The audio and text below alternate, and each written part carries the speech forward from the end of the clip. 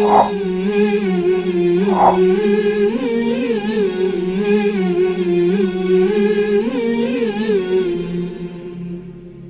اللہ الرحمن الرحیم ان الحمد للہ والصلاة والسلام علی رسول اللہ اما بعد فاعوذ باللہ من الشیطان الرجیم بسم اللہ الرحمن الرحیم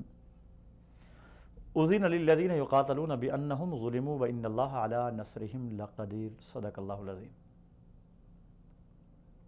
ناظرین محترم، غزوات النبی کے عنوان سے ہمارا پروگرامات کا یہ سلسلہ جاری ہے، اور اس سلسلے کا آج ہم چوتھا پروگرام کر رہے ہیں۔ غزوات کی فہرست کے حوالے سے میں نے پہلے عرض کیا کہ غزوات کی فہرست میں 27 غزوات قابل ذکر ہیں جن کو مورخین نے اپنی کتابوں میں لکھا، اور مغازی پر لکھنے والے لوگوں نے ان کی تفاصیل لکھی۔ آج ہم جس غزوے کا ذکر کر رہے ہیں اس غزوے کا نام غزوہ بوات ہے۔ بوات ایک پہاڑی سلسلے کا نام ہے اور ایک ایسے مقام کا نام ہے جو مکہ سے شام جانے والے تجارتی قافلوں کی گزرگاہ ہے۔ اس غزوے سے پہلے اس غزوے کا پس منظر اگر ہم دیکھ لیں تو شاید ہمیں سمجھنے میں آسانی ہوگی، ورنہ ہر انسان کے ذہن میں مختلف سوالات آ سکتے ہیں۔ رسول اللہ صلی اللہ علیہ وسلم کا پیغام جو خالصتاً اللہ تعالیٰ کی توحید پر مشتمل تھا، رسول اللہ صلی اللہ علیہ وسلم نے اپنے اس پیغام کا آغاز مکہ سے کیا تھا۔ مکہ آپ کا اپنا علاقہ تھا، آپ کے آباء و اجداد کا علاقہ تھا، آپ کے عزیز اور اقارب وہاں پر رہا کرتے تھے، آپ کا تعلق قریش کے ساتھ تھا، اور قریش مکہ کا سب سے بڑا اور سردار قبیلہ تھا۔ آپ صلی اللہ علیہ وسلم نے انہی میں آنکھ کھولی۔ یہ آپ کے بچپن، لڑکپن، آپ کی جوانی کے گواہ تھے، اور آپ کو صادق اور امین کہا کرتے تھے۔ جب آپ صلی اللہ علیہ وسلم کو نبوت عطا ہوئی، آپ نبی بنا کر مبعوث کیے گئے، تو آپ نے اپنی دعوت کا آغاز بھی انہی لوگوں میں کیا۔ مگر دعوت اللہ کا آغاز کرتے ہی آپ کے وہ عزیز اور اقارب، آپ کے رشتہ دار، آپ کے چاہنے والے، آپ کو صادق اور امین کہنے والے آپ کی جان کے دشمن بن گئے۔ اعلان نبوت کے بعد رسول اللہ صلی اللہ علیہ وسلم نے 13 سال کا عرصہ مکہ مکرمہ میں گزارا، اور اس 13 سال کے عرصے میں رسول اللہ صلی اللہ علیہ وسلم نے اپنی دعوت کو جاری رکھا، اور اس دعوت کے مقابلے میں قریش مکہ نے اور مکہ میں رہنے والے دوسرے لوگوں نے رسول اللہ صلی اللہ علیہ وسلم پر عرصہ حیات تنگ کیا رکھا۔ آپ کو شاب ابی طالب میں محصور بھی رہنا پڑا،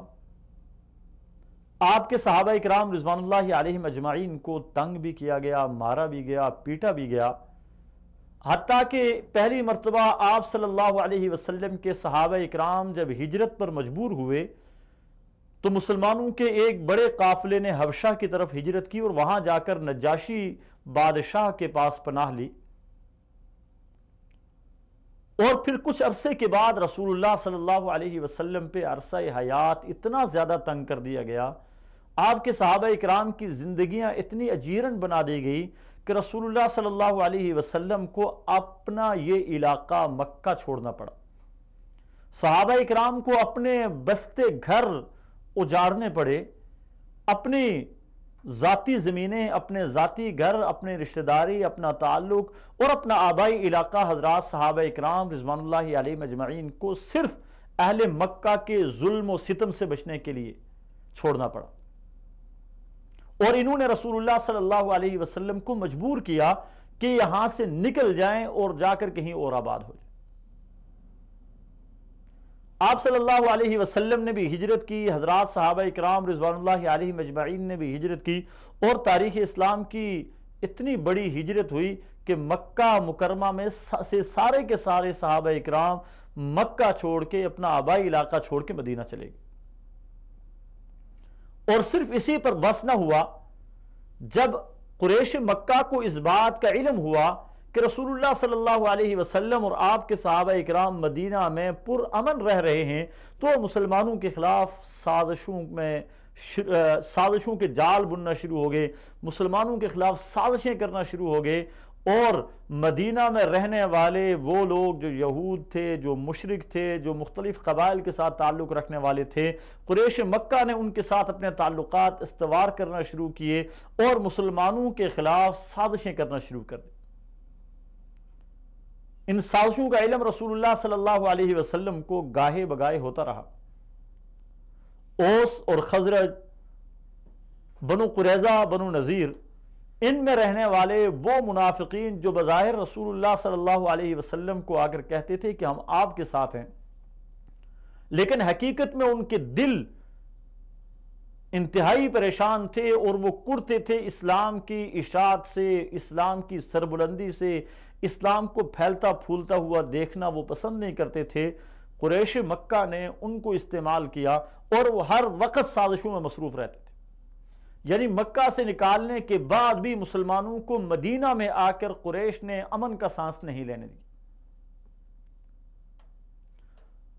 اگر قریش مکہ مسلمانوں کو امن کا سانس نہیں لینے دینا چاہتے تھے تو رسول اللہ صلی اللہ علیہ وسلم کا بھی یہ حق بنتا تھا کہ اب اگر اجازت دے دی گئی ہے، اذن للذین یقاتلون بانہم ظلموا، اور کفوا ایدیکم کی جو حد لگائی گئی تھی اس حد کو توڑ دیا گیا، اللہ تعالیٰ کی طرف سے اجازت دے دی گئی ہے، تو اب مسلمان اپنے اوپر ہونے والا ظلم اس کا بدلہ بھی دیں، اور وہ سازشیں جو مسلمانوں کے خلاف ہو رہی ہیں بڑھ کر ان سازشوں کا مقابلہ کریں اور ان سازشوں کا بھی مقابلہ کریں۔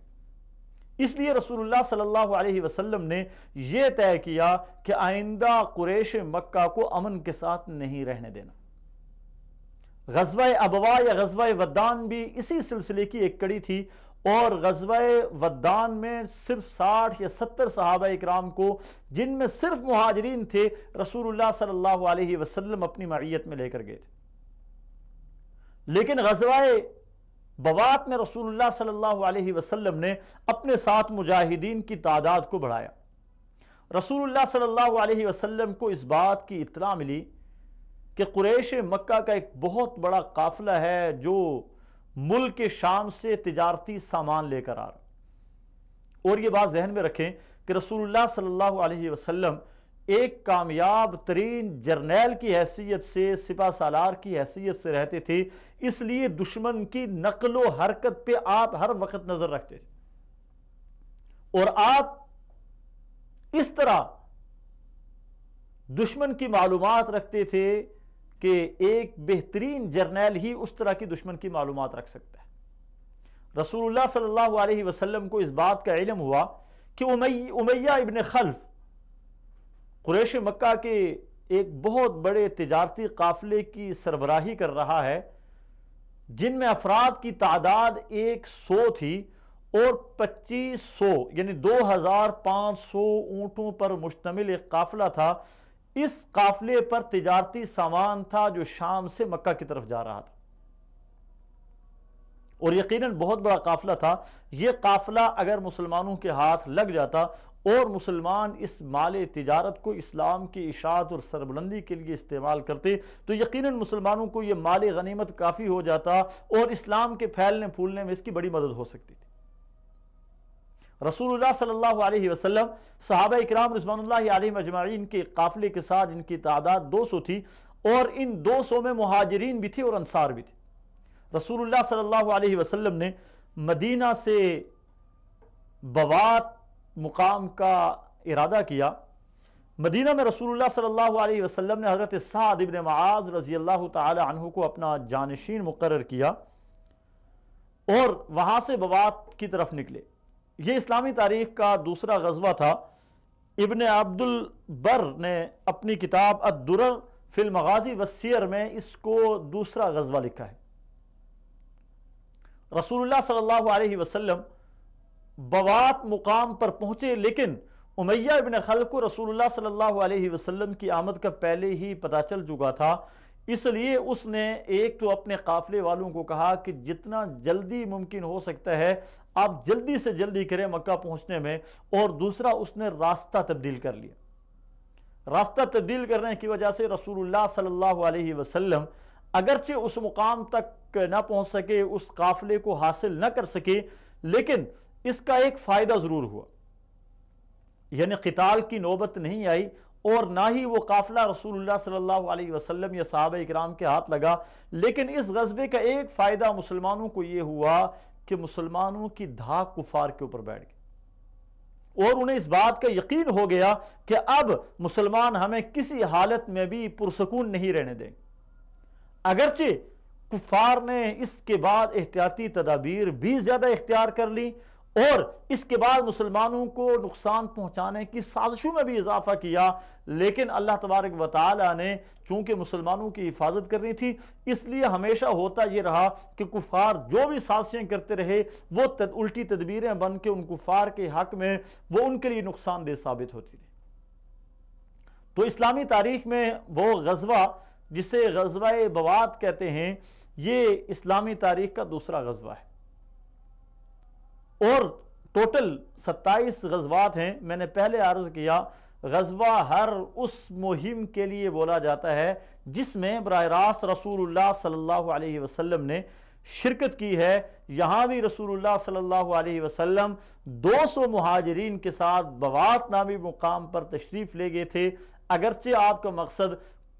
قریش مکہ کا ایک قافلہ تھا جس میں 2500 اونٹوں کے اوپر سامان تجارت موجود تھا، مگر رسول اللہ صلی اللہ علیہ وسلم کی آمد سے پہلے وہ بچ نکلنے میں کامیاب ہو گئے، لڑائی کی نوبت نہیں آئی، اس لیے رسول اللہ صلی اللہ علیہ وسلم اپنے صحابہ اکرام رضوان اللہ علیہم اجمعین کی معیت میں وہاں سے واپس تشریف لے آئے۔ اللہ تبارک و تعالی ہمیں رسول اللہ صلی اللہ علیہ وسلم کی سیرت کو